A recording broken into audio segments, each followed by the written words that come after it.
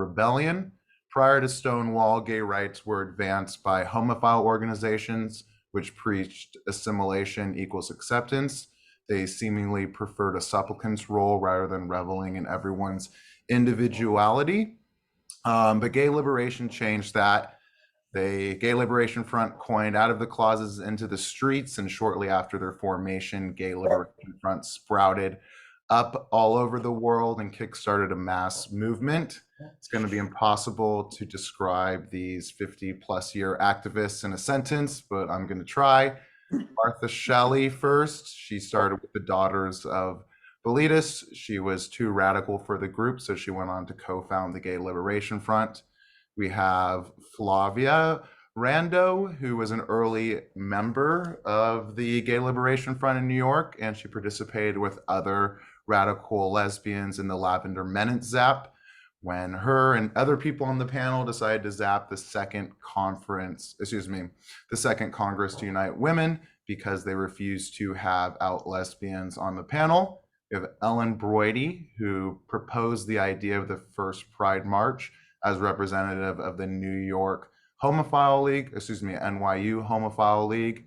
And then we have Perry Brass, who edited the Gay Liberation Front magazine Come Out, went on to co-found the first gay health network on the East Coast, which has since transitioned into Colin Lord, which provides LGBTQ health services to 18,000 people annually in the greater New York area. We have Mark Segal, who actually participated in the Stonewall Rebellion.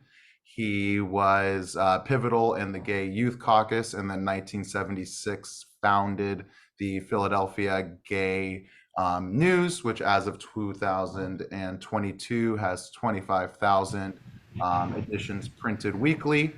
And last but not least, we have Mark Horn, who was one of the youngest members of the Gay Liberation Front. He transitioned, or he was involved with the Gay Youth Caucus as well, and then transitioned to the Gay Activist Alliance, one of the numerous groups that rose out of the Gay Liberation Front. So we're going to focus on events that have been under-talked about or haven't been talked about directly in the first year after Stonewall. Going to follow the order I did with the bios and start with Martha. So Martha, can you bring us back to, walking in the village and seeing Stonewall, what it sparked in you, and then discuss, organizing that march you organized almost a day and a month exactly after the Stonewall riots? Well, what happened was I was the public spokesperson for Daughters of Bilitis.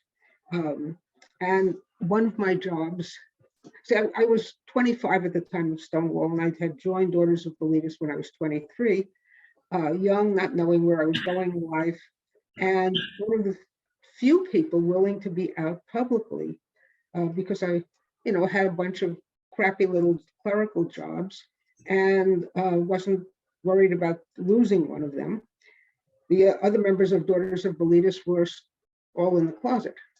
Anyway, I had been asked to take a couple of women who wanted to form a Daughters of Bilitis chapter on a tour of Greenwich Village. And we were passing by this bunch of people. It was a Saturday night, June 28, 1969. We were passing by these young people who were throwing things at cops.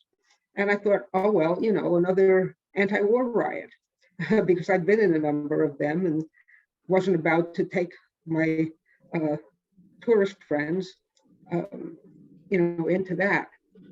So I walked on by, and I had no idea that the place we were passing was called the Stonewall Inn. Monday morning, I learned what it was. And I immediately called Jean Powers, who was running Daughters of Bilitis, and I said, we got to have a protest march. Well, she was in the closet because of her computer job. And she said, call Dick Leitch, the head of Mattachine Society, and if they agree, we'll sponsor it together. So I called him. He said, come to a big meeting that they were having. They had rented a hall for it, and present the idea to the membership. So I did. It was Thursday night after the Stonewall riots, and I showed up at there were maybe 400 guys and this one woman member of Mattachine and me. And I proposed the march and everybody said, yes, they were all for it. They all raised their hands. Well, a bunch of us, a small group, met the following Saturday, which again, 1 week after the Stonewall. And the idea was to plan the march. And in our little planning committee, we were all, half drunk on beer. It was a hot July afternoon. And somebody said, Gay Liberation Front. And I went like, that's it. We're the Gay Liberation Front. And that's what we became. The first march took place on Sunday, July 27th, 1 month after the riots. And I've been pretty scared before then. I was thinking of Dr. King's assassination and how many people hated us. But by the time I arrived in Washington Square Park, the fear was gone. I don't know why. Marty Robinson, who'd been in Mattachine, and I led the 400 people around Greenwich Village. And then we held a rally in Sheridan Square Park, which is across the street from the Stonewall. Later, some of the marchers said this was the first time they had ever been out in public, out in the sunshine. Mm. According to the police report, which I read some years later, the undercover cops who were there keeping an eye on us estimated that there were 400 marchers. The reporter for the Village Voice said 500. Well, once we'd all gathered for the rally, Marty got up on the drinking fountain and made a short speech. I jumped up next and spoke. I have no idea what we said, except at the end when I looked at the crowd and said, we're not here to start another riot. Let's all go home peacefully. It's over for today, but this is just the beginning. We will be back. Wonderful. That's great. Did Stonewall kickstart something in you? I mean, you've always talked about how you're radical in the Daughters, but I was a radical before then. I had been involved in the women's movement. I've been in a lot of anti-war marches. I'd been a rebel in school, starting in middle school, what they called junior high school then. So this was a continuation of my life. Great. Thank you so much. And Flavia, go to you next. Can you bring us back to when you attended, some of the early GLF meetings? What was your feeling when you walked in the door? Sure, but before I begin, I just wanted to add a note. I was not at the Lavender Menace action, but I am a coordinator of the Lesbian History Archives, which is soon approaching its 50th anniversary. Well, I just like to step back a moment from the when I entered into the meeting. In February '61, weeks after turning 18, I packed 2 suitcases and took the subway to live with my lover, also 18, on the Lower East Side. Escapees from compulsory heterosexuality, we shared our poverty with previous waves of refugees. I, who had been a cloistered first-generation Sicilian American girl, was now a lesbian and outcast, queer. In June '69, after reading about Stonewall, we made a pilgrimage to the site of this extraordinary act of communal resistance, the first I had heard of after a decade of living as a lesbian. Shortly afterwards, we met Martha Shelley on the 14th Street crosstown bus, and heard about the GLF that she and others were organizing. And this was probably the most pivotal moment in my life. And to continue the work of social revolution. Were we interested, Martha asked. My exact words, I have been waiting for this all my life. And it's true, I had tried Daughters of the Lightest, but I was too young. I had tried the Mattachine Society and the Corduroy Club, which I don't know how many of you know about that. Anyway, as we entered the first meeting, those gathered looked up and I felt something shift. By the time I left, I knew I had found the people I needed, the people I would work with. Our sense of injustice had been stretched to the breaking point, and we would not back down. Most of us felt we had nothing left to lose. We engaged in the struggle from this standpoint, quote, "We are nothing like you, and we dedicate ourselves to the possibilities of difference for all." With each demonstration and each occupation of the streets, we remapped our understanding of self and a world that had so brutally contained us. Witnessing for our lives, for survival, we challenged received knowledge and became our own teachers. Political meetings, rap sessions, and consciousness raising became our schools. Even after 53 years, my quality of relief and our shared sense of purpose remains palpable. So it was really like a miracle for me walking into the Gay Liberation Front meeting. It changed my whole world. It taught me who I could be, and I have lifelong friends. And when you said we are nothing like you, what did you mean? Well, I was really referring to the homophile movement who wanted to be accepted, wanted to be just like straight people, except for this tiny little difference that they loved people of their own gender. And we said, no, we have learned about oppression and the kind of brutality that standardization of human beings can lead to, that only certain kinds are accepted. We learned from the civil rights movement. We learned from the anti-war movement. We learned from all those who came before us, and we learned from our own experience. I mean, I myself had been stoned literally on the streets, not one stone thrown, but many.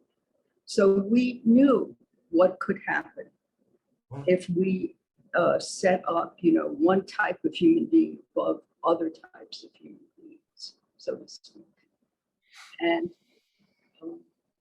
we knew that if we could cultivate what we had learned, who we were in a supportive group, that would lead to the kind of knowledge that had not been put out before, that we didn't even know what we knew, because in order to learn, you have to have someone there with you, at least encouraging you, at least some of the time.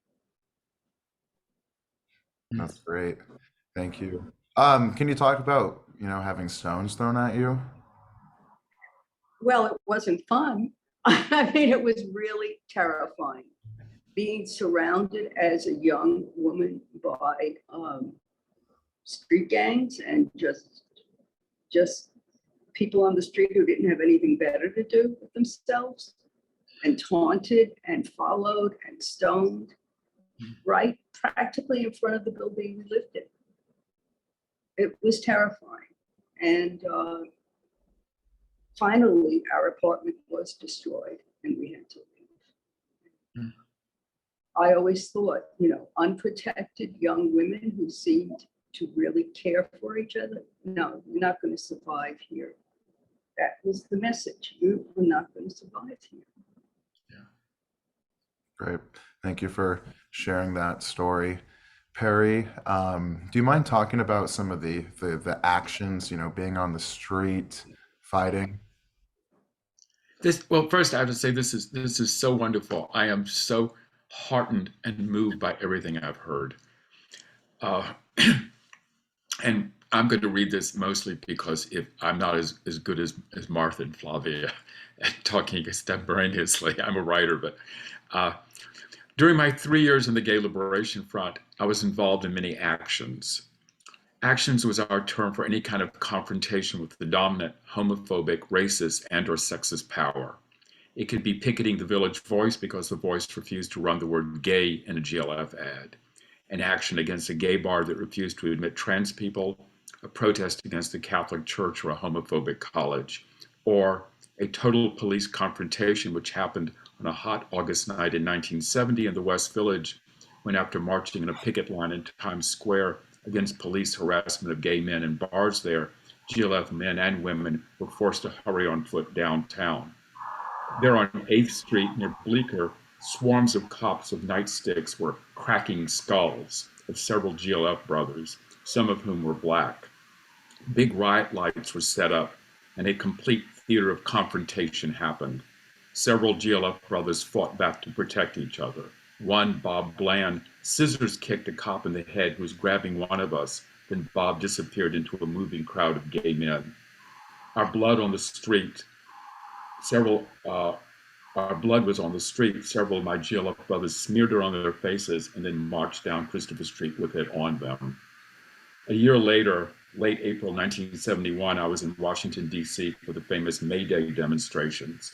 150,000 demonstrators descended on D.C. for a weekend to shut down the capital of the U.S., an idea conceived by Rennie Davis and the Vietnam Moratorium Committee. The Vietnam War was going full blast, slaughtering thousands of Vietnamese and hundreds of GIs on a daily basis. A tent city was set up in West Potomac Park, with us divided into regions from every state, as well as a feminist region, a lesbian region, and a gay region. This was the first complete gathering of the gay male tribe, 150 gay men from GLFs all over the country who were coordinating ourselves with the Moratorium Committee. Next morning, we were routed out of our tents at 4 a.m. The Capitol cops and the National Guard were going to arrest us. Many of us moved 3 times during the day, before the May Day shutdown, finding a shelter in churches and local homes. It was costing the U.S. government $1 million $1 million a minute to stay in Vietnam. If we could shut down Washington for a full day, imagine how much the government would lose and how many fewer bombs would be dropped on Vietnam. About a dozen gay men and I were posted at a major commuter bridge along with hundreds of protesters. We stopped rush hour traffic for about an hour, and then the cops stormed in. Tear gas, body shields, arrest buses were waiting. Queer men were used to resisting cops. We could outrun them, then disappear into the first crowd we found. I did this several times during the day, joining other protesters when I could. The feeling was tense and pessimistic. An army of cops and National Guardsmen swooped down on us. I heard several times from straight protesters, "That faggot Rennie Davis is going to get us killed," referring to many gay rumors about Rennie Davis. I decided then that I could not be arrested. I was dirt poor with no money, either for a lawyer or a string of court appearances in Washington. I managed to find my way to the buses chartered back to New York. A couple of other GLF brothers were on the bus. Mostly we slept. We'd been up before dawn with constant running, evading the cops, and almost nothing to eat. Tom Finley, one of my closest GLF brothers, was arrested. The DC cops made sure that an arrest would cost him hundreds of dollars, the equivalent of close to $10,000 now, from fines and numerous court appearances in DC. I got back to New York happy that GLF had taken part in what became known as Gay May Day 1971. The Gay Liberation Front was now nationally known. My brothers from all over the country had proven valor against the immense force of the US government imposing the war on us. I felt so happy. Once again, I was part of my own family and tribe.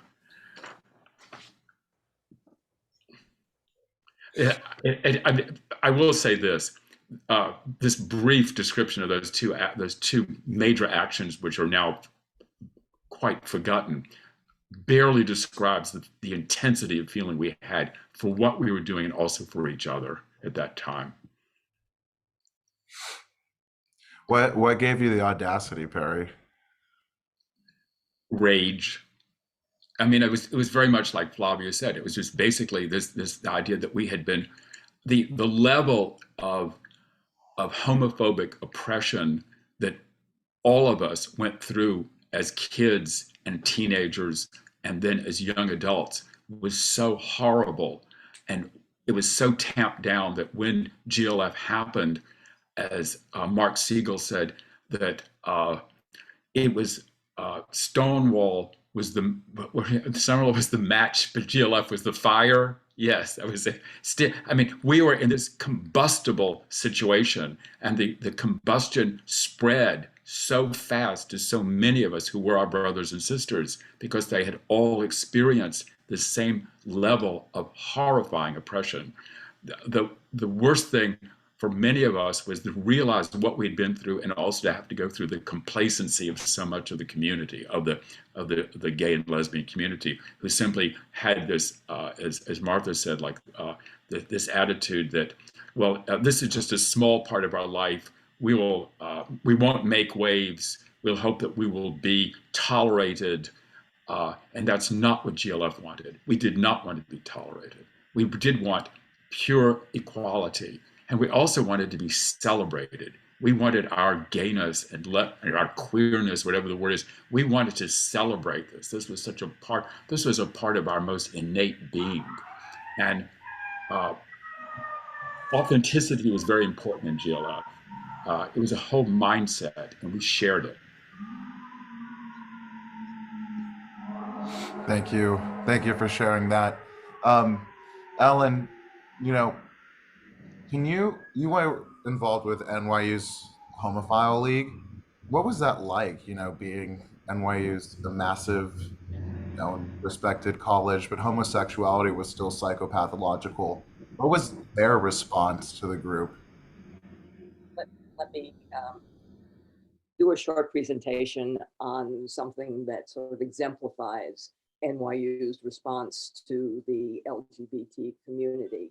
But first, a couple of things to say. I love Flavia's mention of Martha approaching them on the 14th Street crosstown. It just proves that we do recruit.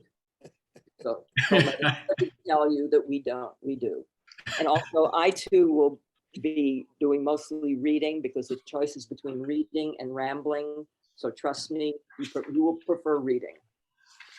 So wandering by NYU during the 50th anniversary of Stonewall, you might be lulled into thinking the university was a bastion of gay pride and the fight for gay liberation. Buildings supported rainbow flags, and the bookstore had whole sections dedicated to LGBTQ merch. My new favorite word, I don't even think it's a word, merch. Had I not known the problematic history of NYU's relationship to our movement, I would have felt an enormous sense of pride in my alma mater. The flags and merch, however, obscured the true story of the relationship between the university and our community, a story that involved insensitivity, bias, and the New York City Police Department. And while the university eventually acknowledged its missteps, the casual observer would have no sense of what happened in the summer of 1970, and indirectly led NYU to coming to terms with its vile treatment of our community. In June of 1970, the Gay Activist Alliance, a group with roots in the Gay Liberation Front, signed a contract to host a dance in the basement of Weinstein Hall, an undergraduate dorm on University Place. The dance was so successful that the Christopher Street Liberation Day Committee contracted with the Weinstein Student Organization to hold 3 additional dances throughout that summer. The first CSLDC dance was also incident-free, although it took the intercession of a New York civil liberties attorney to convince the school administration to honor the contract. Anticipating problems reasonably enough, the dance organizers approached the NYU Gay Student Liberation Group to co-sponsor, to deflect any criticism that this event was not sponsored by an official campus organization. As president at that point of NYU Gay Students Liberation, I signed our group on as co-sponsor. Then, if you'll pardon the expression, the university had a total shit fit and immediately closed all campus facilities to gay social functions until they could convene a panel of psychologists and ministers to assess the damage the presence of queer people in the Weinstein basement might cause impressionable undergrads. After a short demonstration in front of the dorm, the university permitted a small dance party to take place on the evening of August 28th, but retained the ban on LGBTQ social functions on any NYU property. In late September, in direct response to the ban, members of Gay Students Liberation took over the Weinstein basement. I walked uptown to the Gay Liberation Front Sunday meeting at the Church of Holy Apostles to urge my GLF sisters and brothers to leave the meeting and join us. Eager to act, dozens of GLFers accompanied me back to Weinstein, collecting more supporters along the way. The occupation absolutely outraged university administration. But you know who wasn't outraged? The young residents of Weinstein, for whom this action became a defining moment of their college experience. And GLF did not just occupy the space, they turned it into a classroom by holding workshops on liberation, gay and otherwise, engaging constructively with students who thought this was the most thrilling way possible to start their college careers, and encouraging everyone to question authority. Frustrated by our defiance and stunned by the student support for our action, campus officials summoned the dreaded tactical police force to eject us from the building. Confronted by heavily armed riot police, we had little choice but to disperse. But we left our mark. And 53 years after the fact, NYU is discussing placing a plaque on the dorm, commemorating our community's show of strength and show of defiance. So NYU obviously wasn't supportive in that instance, but No, I almost got expelled. I was threatened with expulsion because I was the one name they had. how'd you respond to that? I went and sat very politely in the dean's office. We talked it through. He told me everything that was wrong with me, and I continued to my education. Of course. I mean, All power to the gay sisters. Yeah. was there a certain faction of professors or NYU that supported y'all? Because obviously you started that group, or did you start it on your own merit? How that? We started the group on our own and then found a wonderful man who unfortunately succumbed to AIDS, a man named Fred Malcolmus, who taught at the American Language Institute. And he stepped forward and said, I will be the faculty sponsor for your group, which gave us a mailbox, allowed us to book rooms for meetings, allowed us to exist. So in some ways, it was a bunch of brave and slightly foolish young people, and one extraordinarily brave faculty member who stepped forward and said, I'm with you. Why did NYU consider y'all a threat? Because everybody considered us a threat at that point. I said they were serious about the psychologists and ministers trying to figure out whether we would irreparably harm some kid from Ohio. And I trust that we did, and they're better off for it. Did you feel psychopathological for a while, or? Proudly so. No, never. I should add also something I did mention in this. I indicated that the Gay Activist Alliance was sort of an offshoot of the Gay Liberation Front, as was STAR, Street Transvestites Action Revolutionaries, Marsha P. Johnson, Sylvia Rivera. That group formed in the Weinstein basement during the takeover, during the occupation. So lots of good came out of sitting in that really dank basement. And one more question, then we can go. Why, the homophile movement was kind of winding down at that point.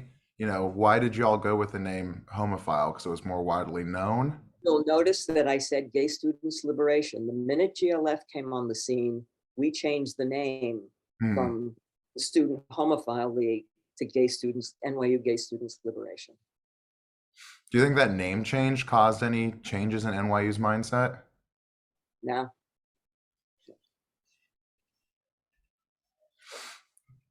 Perfect. Thank you for that. Next, we'll go to Mark. So you participated in numerous media zaps.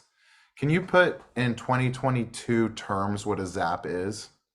And then I think for people who are young out there, what I'm hearing, first off, I want to say what a joy it is to listen to my fellow sisters and brothers at GLF. I'm enjoying this immensely, especially with your little senses of humor that I hope everybody could get, that we get who were there. But I think for your generation, August, I don't think you get the complexity of where we are coming from. And the reason you don't is that that's the one thing that we all have in common, because we all have differences of opinion that are just amazing. But the one commonality we all have is, for instance, I was born in 1951, which means that I was brought up in the 1950s and the 1960s. During the 1950s and 1960s, LGBT people were considered immoral, illegal, unemployable, um, psychologically disturbed. We were invisible. They didn't mention us on TV. They didn't mention us on the radio. We weren't in the magazines or newspapers. There was no internet. There were no cell phones. We were totally invisible. For someone growing up like me who knew that they were gay, it was just obvious that I was to keep quiet. Otherwise, I would lose family, friends, have no future, or as Flavia said, maybe even be stoned. It was all a possibility. Um, and your generation, for the most part, in some places, grows up without that fear. Although inside of me, I knew that I was okay. And how was it that me was okay and the rest of the society is saying I'm not? I couldn't quite understand that. So, of course, I would go to the library and there might be 5 books there.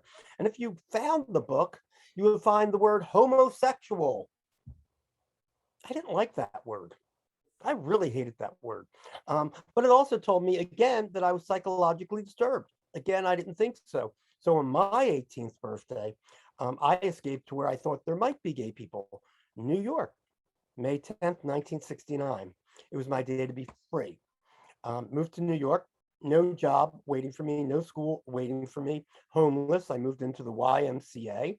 But on that very first night, I went looking for my gay people from my community because I knew they were there. And there was no sign saying, neon sign, this way to the gay people.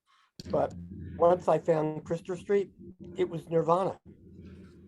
Uh, and what does an 18-year-old do? You hang out with your friends. And that's what I began to do every night. Hang out from the pier all the way to Grand Street, walking up and down. My friends, early friends, were Jerry Hughes, Bob Kohler, and Magoo. Magoo was a really important part of that. And I think everybody here knows who Magoo was. But what did we do at 18 years old? What did you want to do?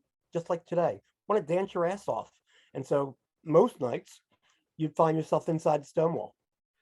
Why Stonewall? It was the only place you could dance because dancing was illegal.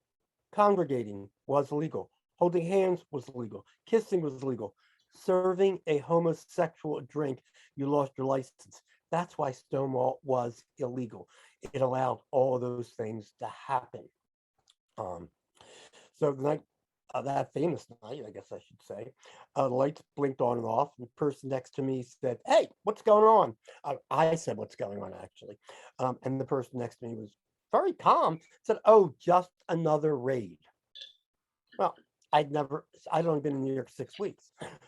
This was different than what they told me the raids were like, because in this one, the police came barging in, broke up the bar, threw bottles around, literally slammed people up against the wall, slapped a few people. Most of the work was done against what today we would call the trans community, or people in drag, or stereotypical older men who looked like they might have been prosperous.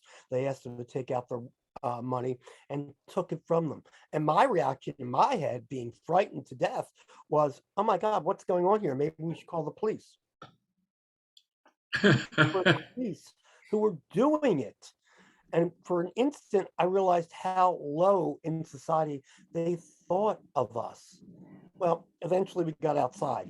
Eventually, when the police had done everything they wanted to do, they wanted to leave. Well, about, I'd say, 50 to 75 of us at the most were outside and circled around the door, and people threw whatever they had on them, coins in their pockets, can, and the police felt that they couldn't leave that building. And to me, in hindsight, what I remember now, or think of it at that moment, is that for the first time, we were imprisoning the police. Up until that point, they had always imprisoned us.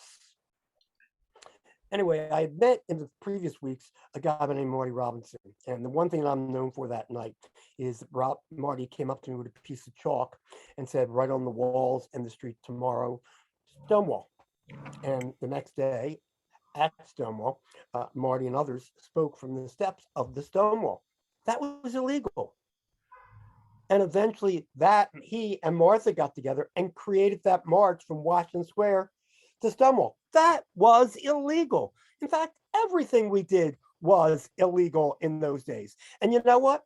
That's what became the ashes of Stonewall became Gay Liberation Front, because what we were going to do from that point on is be out loud. That was our total goal, out loud and proud. We did two incredible things at that first meeting and every meeting thereafter, which was we discussed self-identity. We were no longer going to be called that word on the shelf, homosexual. We were whatever we wanted to be. I wanted to be a gay man. Others wanted to be a lesbian. Some people wanted to be a dyke. It didn't matter. We respected self-identity for the first time. And not only accepted it, we took pride in it, which was really important. We also went about creating community where there was no community before. We created gay youth organizations, gay trans organizations, legal committees, medical committees. And people often ask, how many days was Stonewall? And I've heard 3, 4, 5, 6. No, Stonewall was 365 days. It went from that very first day up until that first Pride. And the reality of it is creating community, which was so important what we were doing, because we've broken away, again, your question, August, about that word homophile and the old, I call the old gay rights movement. That old gay rights movement had one demonstration a year, every year. Brave people. They showed up in Philadelphia, July 4th, 1965 to 1969. They marched outside Independence Hall. Women had to be in dresses. Men had to be in suits and ties. I didn't fit in. Martha definitely didn't fit in. Most of us would not. And we were also, no youth were allowed because, God forbid, they were afraid of breaking the idea of breaking the morals of a minor. Remember that one, guys? Sure. So none of that was 40 people.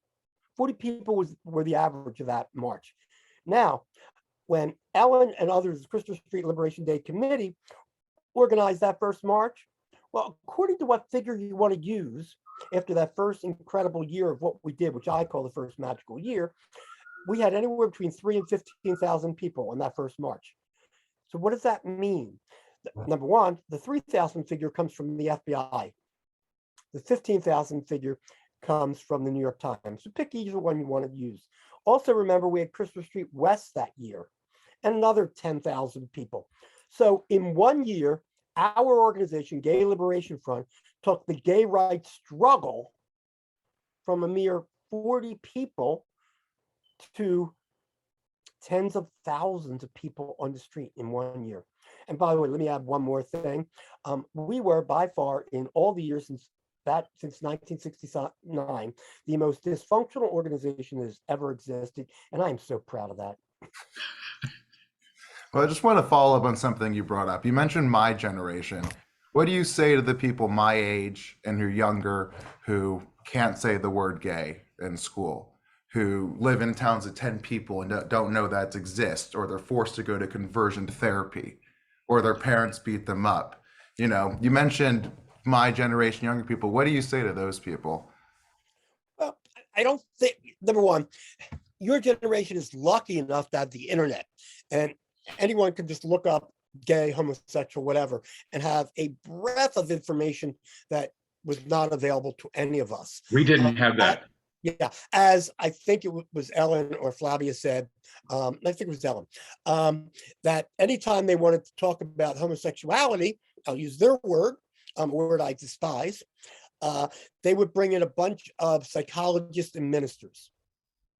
Well, today you don't have just that. You also have, I mean, if you turn on TV and there's a discussion of LGBT people, thanks to visibility, we have made it impossible for that to be the only people on the panel.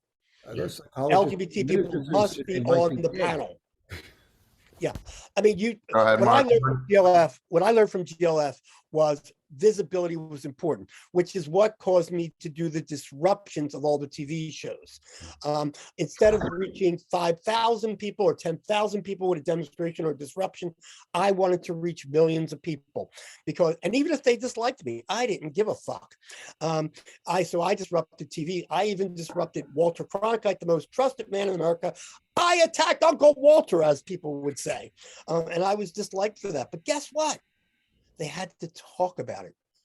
That talk brings education. Discussion brings education, and it will eventually lead to equality. So that's what I wanted. I wanted to end invisibility and bring light to the world. And I think that's what that was all done. And that all started with me learning visibility in Gay Liberation Front. And everybody in this group here has gone on to create other things. And you can literally map the organizations throughout our community today to GLF. I mean, Lambda Legal is a perfect example of that one, which in a sense had its roots in Gay Liberation Front, and some of our members were one of our members was one of its 4 founders. I, on the other hand, Mark, please. Yeah, I think Mark Horn needs a chance. Oh, I'm sorry. Thank you, Martha. Were you going to say I something? did say we were opinionated. Were you going to say something in the middle of that, Mark? Oh, I was just going to say that when Mark was saying they don't invite ministers or psychologists anymore. Well, they might, but those ministers and psychologists today might be out and gay and proud. Yes, absolutely. And because of us.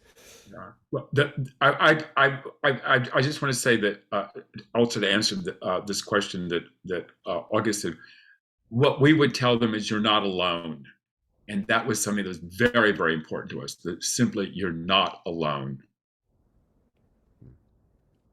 That's great advice.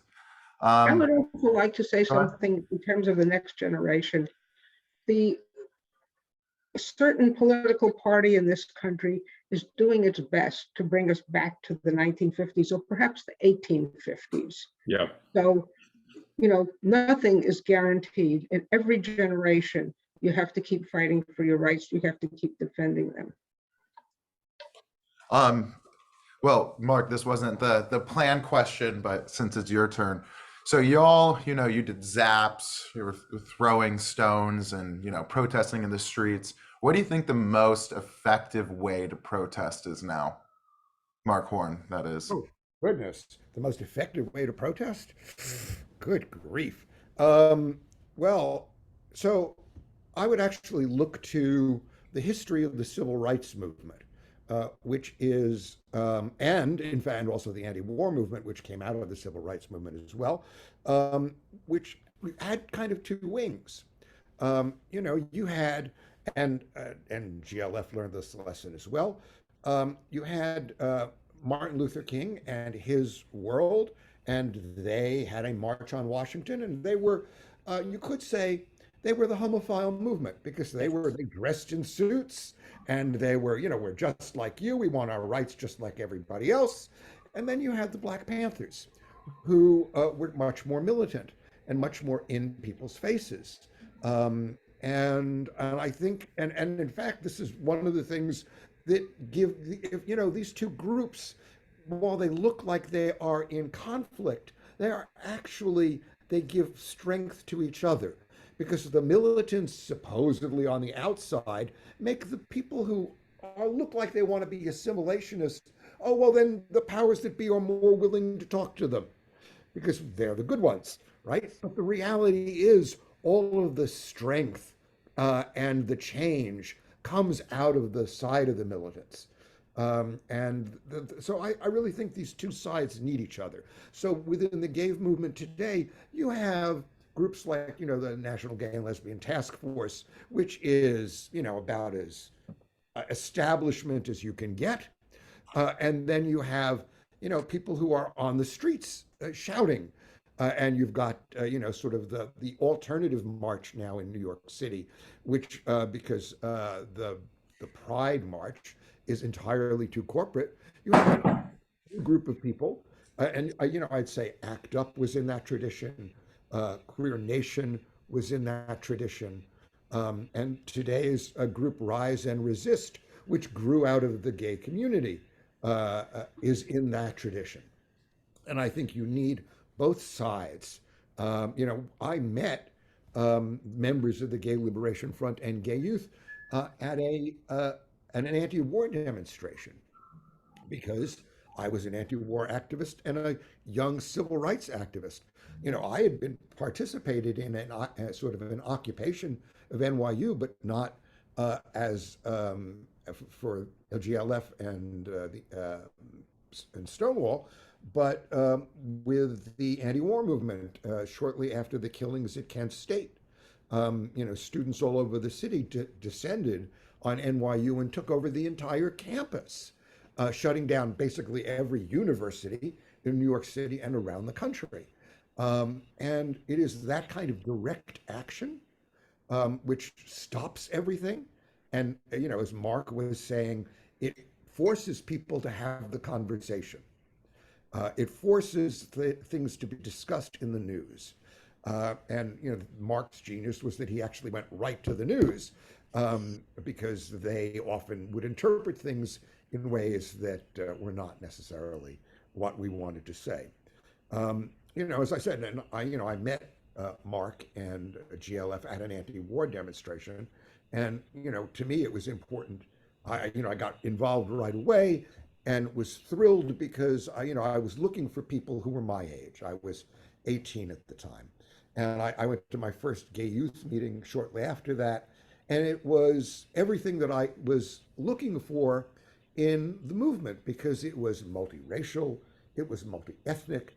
There were young people who were living on the streets because they were throwaways and runaways. There were people from wealthy families. The members were the full spectrum of gender identity and expression. And for a lower middle class kid from Brooklyn, this was kind of mind blowing, but it was wonderful. And all of a sudden, I had a breadth of friends, some of whom are still my friends today, 50, 60 years later at this point, and that I'm very grateful for. And, that we've gone through an extraordinary amount of reincarnations of this movement in all different ways and shapes. And, as Mark mentioned, and I think others had mentioned, that out of Weinstein came Star. But there were lots of other subcells within the Gay Liberation Front. There was not only Gay Youth, and there was STAR, which was Street Transvestite Action Revolutionaries. Some of the Gay Youth members were members of that subcell as well, because there were members who had very different sort of expressions of gender or sexuality. There was a Third World Action Gay Revolution, which were the Black and Latino members, and that was also, these people were in several of these groups because we really ran the full range of people. Although I think what may have been my favorite group was there was the Red Butterfly, the Marxists. They were quite something. But there was also the Aquarius cell. And, going back to what we were saying before about dancing being illegal, the Aquarius cell, in some ways, was the most radical because this was the group which held the GLF dances. And it was very dangerous to have a gay and lesbian dance because, one, it was illegal and the police could come and bust it up. You couldn't have two same-sex people dancing together. It was factually and on the law, you couldn't do it. And then you were threatening the monopoly of the mob, the mafia, the organized crime elements that made their money off of us. And this was an interlock. Nobody has said this here, but the reason the Stonewall was raided by a different police group, not the 6th precinct down in the Village, because the mob paid off the 6th precinct not to be raided, or they would come in and it would just sort of be for show and nobody would be arrested, right? But what happened was, a different group came in and busted things up. And there was a lesbian dance, which the mob came and tried to close down because it was threatening their monopoly on making money. And, the GLF, the Radical Lesbian Sisters, stood up and sort of stared them down. It continues to amaze me that this went off without any violence. And all of these other people here on this screen, because I was a kid, these people are my heroes, and they inspired me to sort of go out. Because after Mark left, I became the chair of gay youth. And we went out and spoke at high schools around the city. We leafleted in front of high schools. Whereas, when I was 16, I tried to join Mattachine. And as was mentioned, this would have been dangerous for them because they were corrupting the morals of a minor. And this is what people talk about even today. They talk about grooming, right? Well, but there are 16-year-olds who want to be who they are. And so we went and stood in front of high schools and gave out leaflets about GLF and gay youth and how it was okay and you were not sick and you were not damned and you should come to a meeting and you should dance and celebrate who you are. And I am so grateful to all these other people on the screen who gave me the courage to do that. And I'm grateful, oh goodness, that here we are today, all these years later, all alive and still fighting. And I hope giving inspiration to young people around the country to continue this fight. That's great. Thank you so much for sharing that. We'll open it up to questions. We have a couple here. Does anyone want to ask any questions in the audience?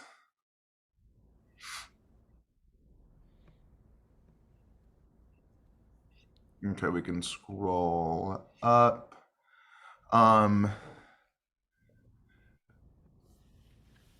PM Kramer has one for me. We can go to that towards the end. Bruce has one for Ellen. Yeah, or we can start there if you'd like. I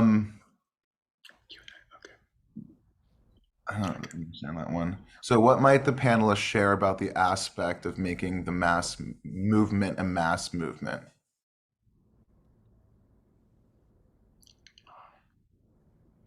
Flavia, you want to go first? Well, I don't think you set out knowing how to do it. You learn as you go. You reach out to everyone. Everyone is welcome. I mean, that's the part of GLF I also love. We keep talking about members, but actually anybody in the room had a voice. There was no criteria for membership. If you came once to a meeting and you had something important to say, we all could learn from that and bring it forward, even if you never came again for whatever your reason. So there really is no way to make a mass movement beforehand. If you try to follow some pattern, no, you have to, yes, there's inspiration in the world, but really you have to be willing to do anything that will bring your voice to the world. And you see so many activists who follow in GLF's footsteps around the world, and they're taking the same risks that we took 50 years ago. So it's not all settled yet.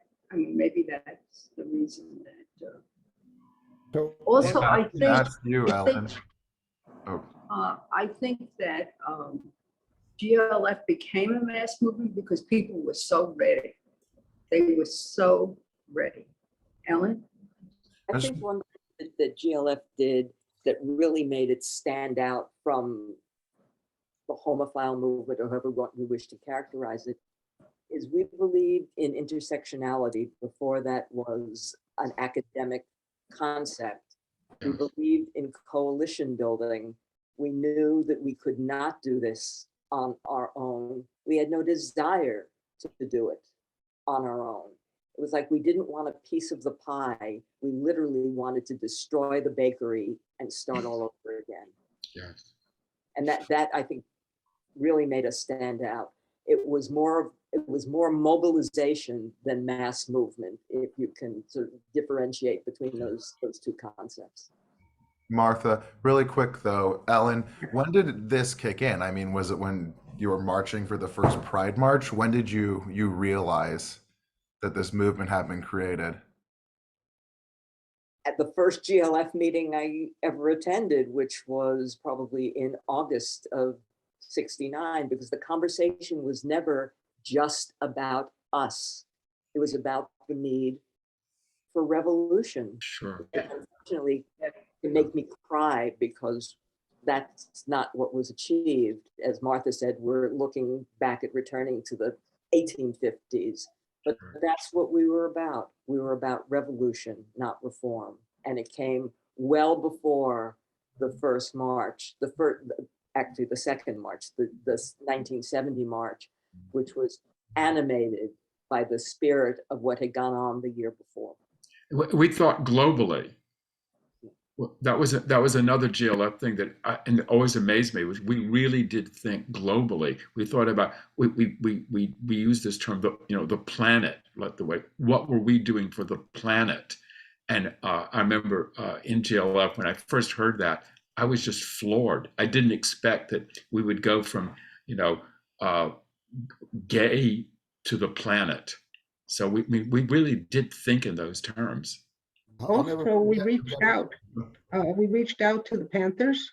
Yes. We reached out to the Young Lords, which was the Puerto Rican Liberation Group in New York. We went to the National Organization for Women, which was terrified of being called lesbians. They were terrified of being considered a bunch of man-hating dykes.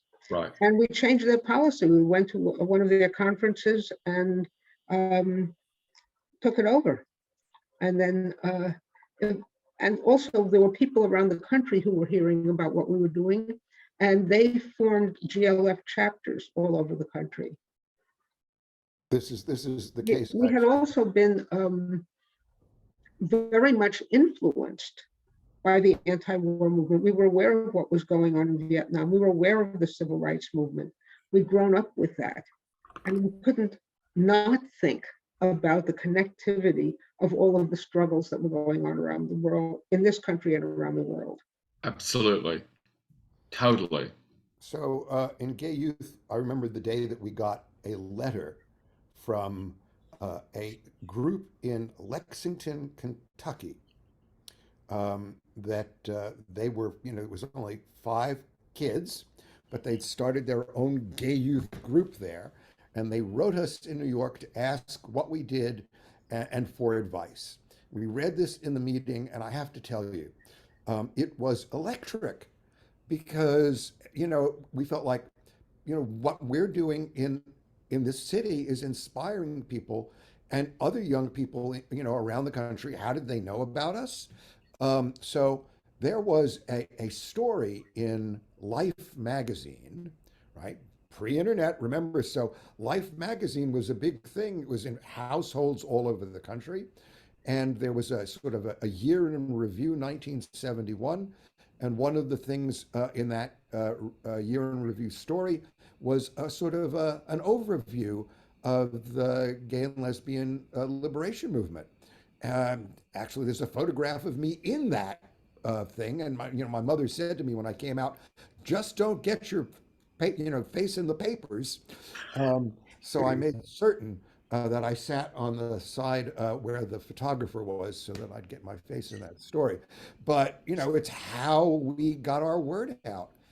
And as I think Mark mentioned, there was that, or I think it was Martha, that was that early demonstration because the Village Voice wouldn't even use the word gay or run ads.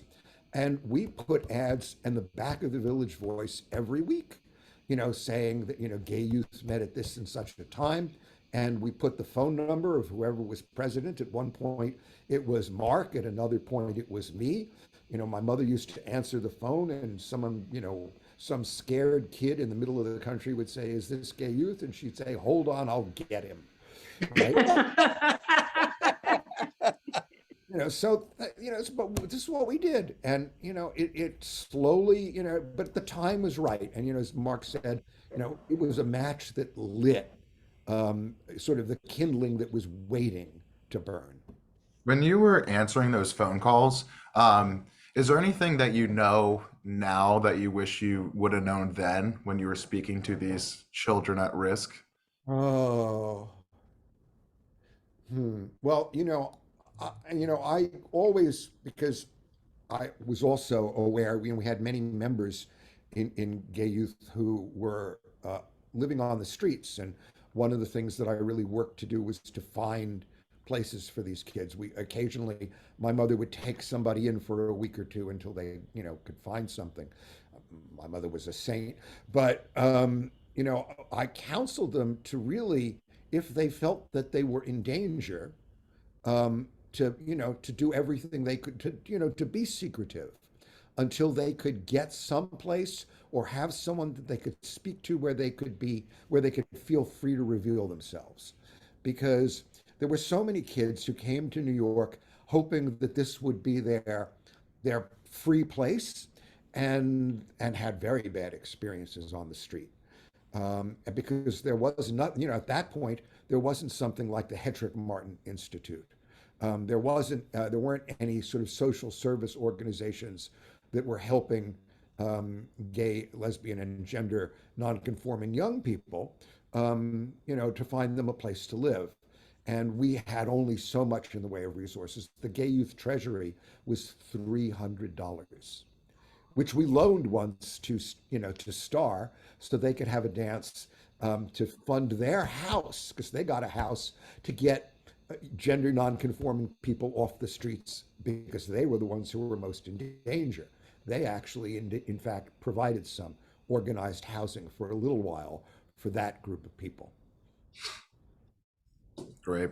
Thank you, Ellen. So Martha and Mark Horn, you talked about this a little bit, how gay liberation fronts popped up, getting the letters and things like that. But Ellen, you were bi-coastal with your gay liberation. Was there a communication? Maybe everyone can expand on this, but you were in LA and then Santa Barbara for a while during the first wave of gay liberation. Were you in communication with the people in New York? How did y'all know what was happening? No, I left New York in 1971 and moved to California, moved to Los Angeles. By that time, there was quite an active gay liberation front. But prior to that, I had been in Los Angeles the year before, right after the first Pride March, and spoke to lots of groups of people, as did Carla J at that point. They had lots of questions for us. We were in close communication, as I think about it now, with no internet, no the ways we communicate. It's amazing how quickly we became connected and stayed connected. We knew what was going on. We knew what was happening. And of course, it was the rise of the LGBT press also, which actually, there's a lot to be said for paper. Flavia, were you going to say something? Yes, I wanted to add that I was fortunate enough to be in Europe in 1972. And every city I went to, Copenhagen, London, Amsterdam, etc., there was a GLF. And I remember in Copenhagen, there was a meeting, and I tried to go to the meetings. And one of them said, okay, now tell us all about it. And it seemed I was the speaker, because what GLF in New York had done had meant so much to everybody across Europe, or across Western Europe. And I think it's important to know that people across, that people had taken heart from GLF, and they were ready. They were absolutely ready. It wasn't how to build a mass movement, but it was just that spark. That was all that people needed. Does anyone else want to respond? Thank you, Flavia. It's amazing that travel all over Europe. Go ahead, Martha. We also had, besides the newspaper, we also had telephones. We could talk to people across the country. And then in 1972, I was asked to do a lesbian radio program, and did that for 2 years on WBAI in New York, and that could be picked up around the country. So we had, we didn't need we didn't die because we didn't have the internet. We did have radio. We had the newspaper, our newspapers, and push comes to shove, you could make a phone call. Anyone else want to expand on? I would say, in 1974, I went down to North Carolina to graduate school, and at University of North Carolina at Chapel Hill, and became involved in the founding of the LGBT group on that campus. So that within 3 years, they held something called the first Southeastern Gay Conference, which had people from colleges and from cities all across the Southeast in the United States get together as a sort of a gay, queer, lesbian, trans academic exchange of information. And, for this to happen in the South at that time, you might think that this was, shocking, but there it was. And people had the courage to stand up. Was it easy? No. Was there a lot of pushback? So, I experienced pushback in North Carolina much worse than what I experienced in New York. Sure. But, and as a Yankee, I certainly, stood out. I was, not welcome to be the spokesperson, but that's good. It was the local people who took the lead, and that was terrific. I think that I'd just like to say that what GLF did was we gave people the vocabulary that was really needed.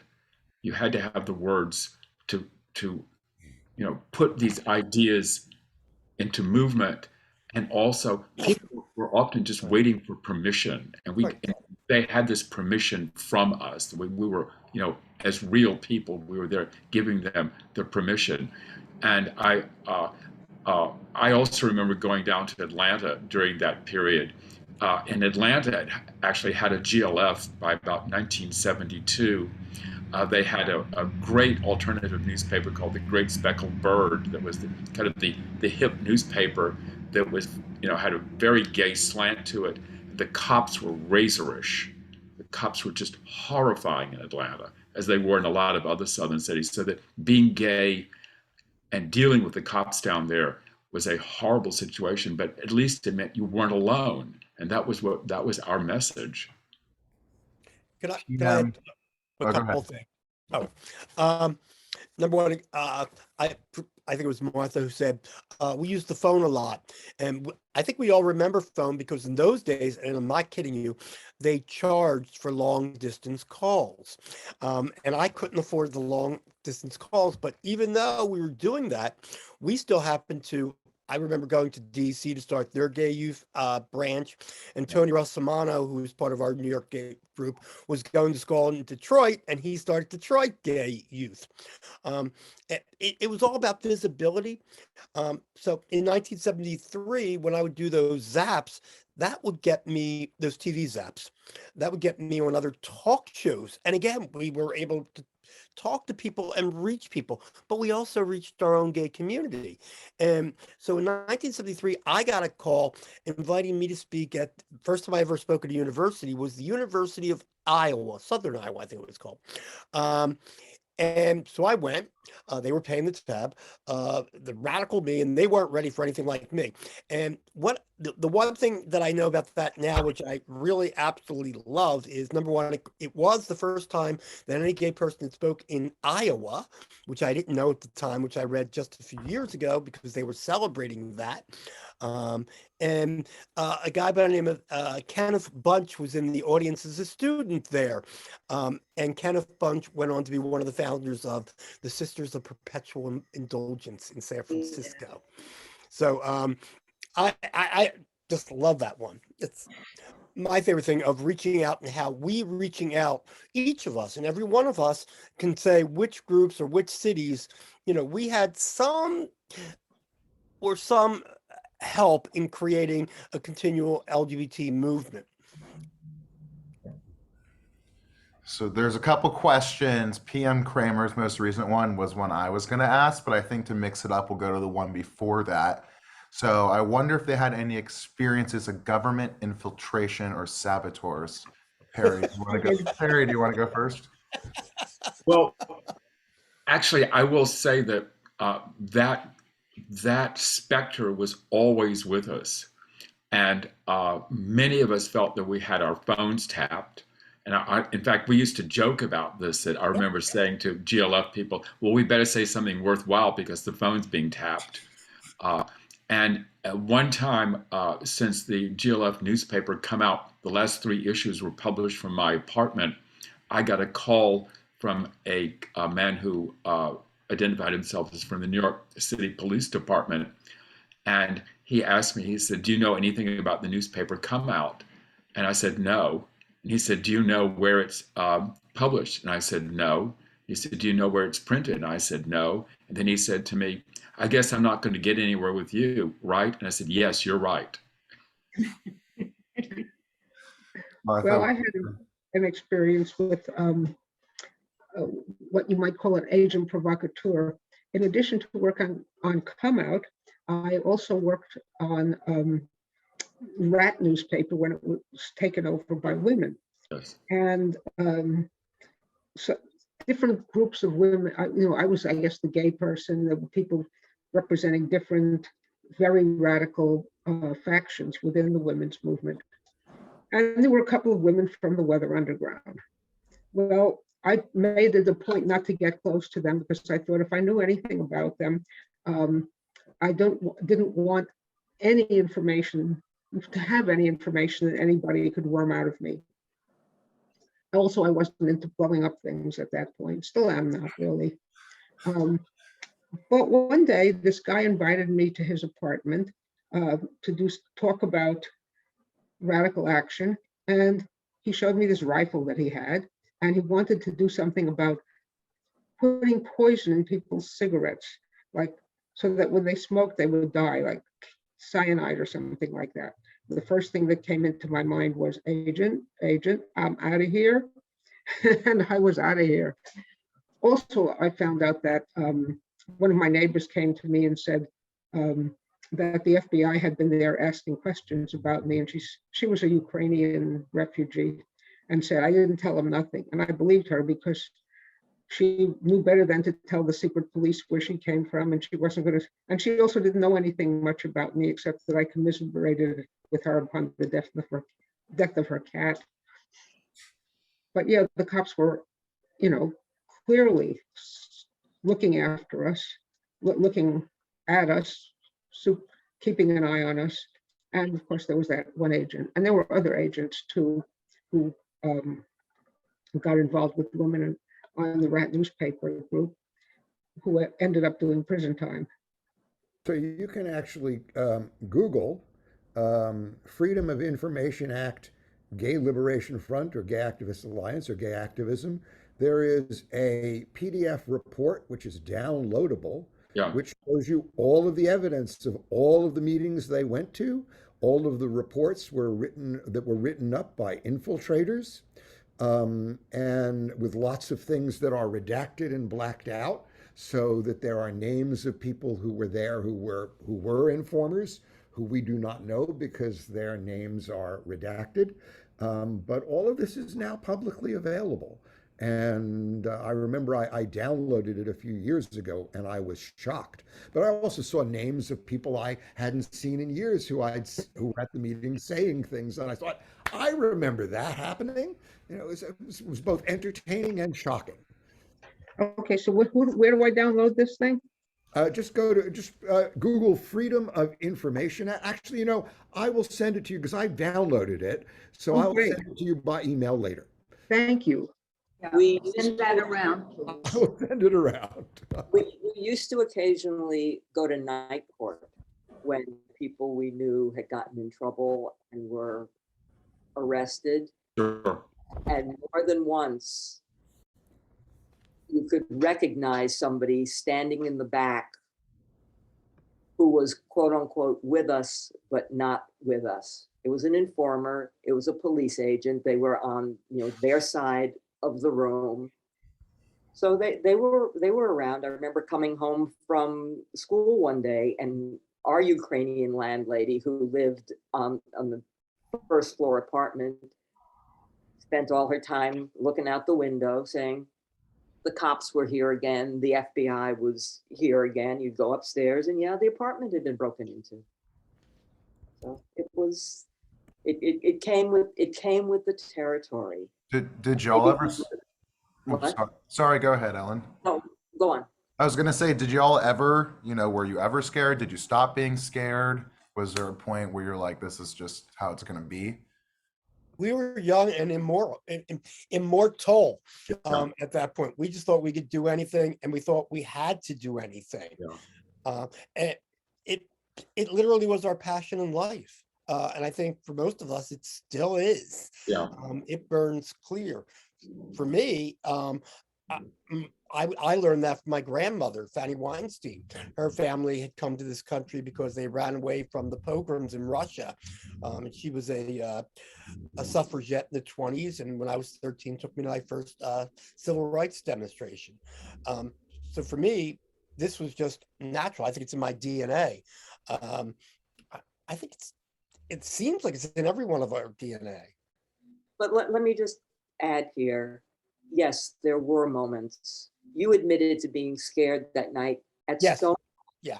I was scared when we stepped off the curb for the first march. Really? Not knowing whether the people on the sidelines were there to support us or to harm us, and knowing we could not rely on the police to be between us and them. But we overcame the fear. The fear wasn't enough to stop us from doing what we were doing. But for myself, I have to admit, yeah, it was there. I was young, I was foolish, I was foolhardy, I was brave, I was scared. I was all of those things. I was intersectionality all in myself. We trusted you, Ellen, as the leader to lead us then. We didn't know you were scared. Well, I mean, that was one of the most brilliant things. She was very good at hiding it. She was very good at hiding it. That was so many of us, I think, were good at hiding it. Yeah, we were all, I think, if we're honest, many of us, at one, those of us who were out before the movement had learned to live with fear. Yeah. You were afraid all the time. Yeah. But you had to just live with that. And then, but the fear of stepping out on the first march, that was a very small part of the emotion, the exhilaration of being able to do that, of being able to march with others. That meant everything. I was afraid, before that first protest march right after Stonewall. But then once I was there, I stopped being afraid. And I think one of the things that's motivated me really all my life has been thinking, because my family was first generation refugees from Eastern Europe. I mean, my mother escaped before the Holocaust. And I always thought, what if I had been born in Germany and been German, not Jewish? Would I have had if I'd been Jewish, I wouldn't have had much choice, fight or die, fight and die, whatever. But if I'd been German and I had the choice, would I have had the courage to stand up against the regime? And that's motivated me all my life. Can I live up to that? It's beautiful. Thank you. Well said. I think, yeah, that's great. I think that leads maybe to a final question, and start with you, Mark, if that's okay. Why does gay LGBTQ history matter? Oh my God. I think it matters today because I think I hope that during this, you realize the most important word to me is visibility. Us as a community being visible, because that's the only thing that's going to change society. And I think what you see now as Martha, or I'm sorry, I forget, I think it was Martha. I want to take us back to the 1850s. We were invisible in 1850. And if you don't believe that's true, all you have to take a look at is the Don't Say Gay bill in Florida, which is now being introduced into the Congress of the United States. And if what we expect happens 3 weeks from now, and if by any chance there is a red wave, that bill will pass the Senate and the House and go to the president's desk, which of No, course it won't. he will. Don't say that. Well, I tried. I know. I'm sorry. That was a completely unscripted, unedited, emotional response. Yeah, I mean, I'm trying to be a realist. What I expect will happen, and how you can only think of how you're going to react if you plan to react to a negative. And so that's where my head is at the moment, what I do in that case. But so we're there right now. It is time to react. It is time to become creative again. If we don't stand up and get our voices loud, and how are they attacking us with the Don't Say Gay bill? I don't know how many of you have read it. I mean, that's not its name. It comes from something else. But the reality of it is, we are disrupting the morals of minors. That's what that bill says. And by the way, it's only been enacted for this school year, and already teachers have been dismissed. Exactly. GLF was so against complacency, and that was one of our hardest things to fight, was complacency. So to answer August's question, like why is our history important? Because it's a rich and living history, and it fights that complacency. The other problem is people without a history can be written off as a non-people. Beautiful, beautiful. We have a history, we have culture, we make contributions, and we won't be disappeared. And the more people know of our history and that we have our history, the harder it will be to disappear us. And they're trying really hard. They are trying really, really hard. Martha, what do you want people to learn from your story? Me? Yeah. Which part? I think several things. One, that you do have to fight, and you have to fight in every generation. And those of us who are Jewish say it at Passover: in every generation, a new Pharaoh arises to oppress us, which means in every generation you have to fight back. Two, we have to connect, which Gay Liberation Front did. We have to connect with the struggles of other people around the world. Right now, one of the things that's been moving me has been the struggles of women in Iran.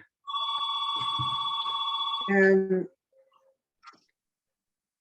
also that one of the most important struggle today is not our struggle or their struggle, it's the fight for the survival of the planet. Because if we let the planet burn up, there's not going to be a human race. None of our rights will mean a damn thing if we're all dead.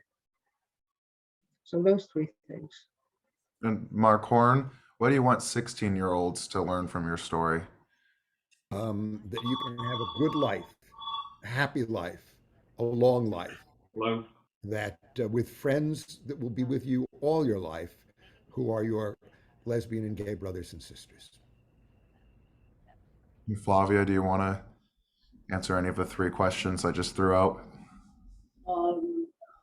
They're very difficult, and they've been beautifully answered already, but I think that I can say that no matter how many people have talked about their history of family, that no matter how narrow your life was as a child, you could still look beyond it and do good work for yourself and especially for others. And I especially second everything that everyone. Perry, any closing reflections? Do I have any closing reflections? I have the reflection that I have had always with my GLF sisters and brothers, which is that we do what we went through together was so formative to our lives that we'll never forget it. I mean, it just pierces our hearts, and that's what we want to. That's the message we want to bring out to the world. I mean, liberating ourselves and liberating the world was what it was all about, and it still pierces our hearts. Great. Well, thank you, everyone. This has been very appreciative of this opportunity. I learned a lot and hope everyone attending did as well. Is there anything else anyone would like to say before we wrap up? Yeah, I would like to say something that some of us have written down histories of what we've done. Mark wrote a book, and then we danced. Is that the correct title? Yep. And then we Um, danced. What did I don't even know the name of my own book. Okay. And then I danced Traveling the Road to LGBT Equality. And I've written a book which is going to be coming out next year in time for Pride, which will be called We Set the Night on Fire. So look out for that next year. Great. And Perry's written numerous book. What's the one about you in San Francisco? Want to plug that one? A Real Life. The real It's a memoir of my coming out into the world at the age of 17 and living, as a gay teen, pre-Stonewall, when gay teens really had to, fight for themselves and connect with each other. That's great. It's a good book. Anyone else? Also, if sorry. Well, If I'm anybody especially wants to get in touch with us, you can, send us an email. Perfect. Yeah, reach out to me. And to plug myself, website lgbtqhp.org, interviews with most of these people here and tens of other people. And there's a donate button as well. All support is appreciated. So thanks everyone for listening. Thanks to the panel. Been great, learned a lot, and hopefully we can do another one soon. Thank you. Thank you. All right. Thank you, everybody. Have a great August. weekend. Thank you. Thanks, friends.